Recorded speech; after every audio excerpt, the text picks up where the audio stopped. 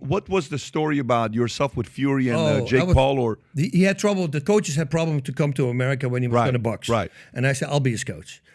Because I just love that family. I mean, I love what Tyson Fury does. You know, if you just became a world champion, you grab the microphone away from the ring speaker and you start singing a love song to your wife. How cool is that? That's and they're sick. together since they were like 12 years old. You know, I mean, that's cool. There's something very, very genuine about this guy. Can't stop watching this guy. But the brother, Tommy Fury, we talked about Jake Paul earlier. What was your involvement? I think that's what Pat was asking you. Did you offer to corner Tommy Fury against Jake Paul? Right. What's the situation with that right now? If he wanted to come to train here in America, that's what was the talk. You know, I would welcome him with open arms. You know, I would love to train a guy like that. But is that a conversation that's actively being taken place, or it's more unfortunately hypothetical? not. Yeah. Listen, they have Tyson, his coaches. They're doing really well. I mean, look at Tyson's body and the way that he looks versus Tommy. Tyson's way more accomplished. Meanwhile, you have this kid who's chiseled, good looking, but I don't know if he's accomplished anything. Is it sort of a facade, his good body? Well, we don't know. We're going to have to figure that out. You know, it's all about the record. Once you start destroying people, it's not.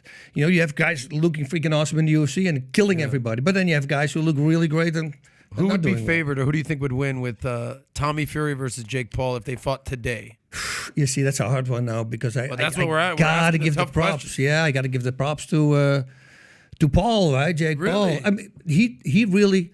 I start really to like this guy, and the reason I like him is because the speech that he made after the Tyron Woodley knockout, he started talking about, listen, guys, he grabbed the microphone, and you know, I never understand I was a bully, but I realize now because I started boxing and I did so many. Training is so hard that I take it to the next level. You know, I realized I was an asshole, I was a bully, and you know, and now it stopped, and now I want to be positive to the people. And I go, wow, when you see him running and he's doing everything, you know, and BJ Flores is his coach, is a friend of mine, but he's. Everything that he says he was going to do, he's doing. I mean, Anderson Silva, and I go, if everybody was, and I was thinking too, Anderson was going to win this fight, but still, he beat him. You know, yes, he's older, but he beat him. You know, so you got to give props to a guy like that. He's not running.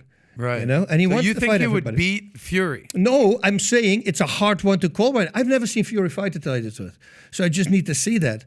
But the willingness and the heart that Jake Paul has right now, you know, his breathing could be better, but I always look at the breathing, but he will get even more stamina. It's a hard one because he hits hard, he starts knocking people out left and right. I mean, hanging with freaking Anderson Silva should say it all. Yeah, no matter what the age is, this guy, he's you know what he's doing right now, which is very interesting with Jake Paul? He's baptizing a lot of people. Not in the ring. I'm not talking about like he baptized a guy, knocked him out. He's converting a lot of people into liking him and believing in him, which is kind of interesting. You never thought it was going to happen with him, but it is happening with him. So with all the craziness taking place, I believe future looks bright. If you believe future looks bright, get your latest Future Looks Bright hat of Valuetainment. It says Future Looks Bright here, Future Looks Bright here. We got them in white, we got them in black, we got them in red. Our black on black sold out. These are about to sell out. If you haven't ordered one yet, we had a person in Michigan bought one, then he bought three. Then when those 3 people weren't in the office, they had to order 58 of them because people wanted the Future Looks Bright hat, especially during times like this, because ain't nobody saying Future Looks Bright. To order your Future Looks Bright hat, click over here. And to watch the entire podcast, click here. Take care, everybody.